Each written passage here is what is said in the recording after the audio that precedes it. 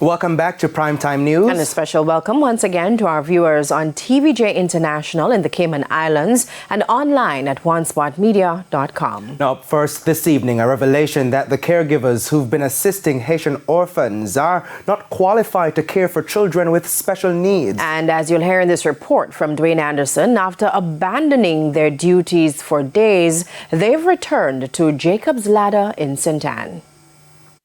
I see that as a distraction from the good work. It's unfortunate, it's disappointing, but it's a distraction. A distraction from God's work is how Father Garvin Augustine termed the recent situation involving the caregivers for the 59 Haitian children now in the care of the mustard seed community. More than half of the 16 caregivers who arrived with the children disappeared without a trace for several days.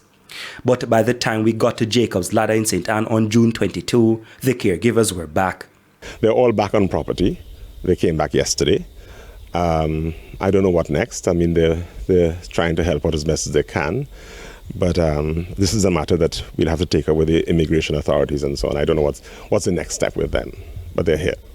But we have since learned there are several layers to this situation with the caregivers. Firstly, their stay in Jamaica is uncertain at this time. On the day that they came in, Immigration, Customs, Ministry of Health, doctors, they were all at the port where they came in, and they processed everyone, the children and the staff. And the staff were given a 90-day stay, which expired a few days ago. What happens next, I don't know. Additionally, the term caregivers is being loosely used to describe the 16 individuals. Most of them are young men with no training to care for children, not to mention these severely disabled children. When they came, I mean, we were hoping that they would be able to help care for the children according to our standards. Again, we have different standards across different countries. Jamaican standard, guided by regulations that we follow, requires a certain level of training and expertise and, how you position a child, how you feed a child, how you bathe a child, etc. And the Haitian staff, they were not up to that standard or that task. So hence the reason we had to employ several new staff to fill that gap. There was some resistance to training and so on, and there was a little tension. I mean, 58 children is bigger than one of the ordinary homes in Kingston, So you're talking about a full complement of staff to provide the round-the-clock care for the children. So that's what we had to do. We had to employ other staff. We trained them. We moved some of our existing staff, more experienced staff there, and put the newer staff in other villages and so on to make this happen. Considering all the distraction, as he termed this situation, would the mustard seed community's leadership assist other Asians should the situation arise again soon?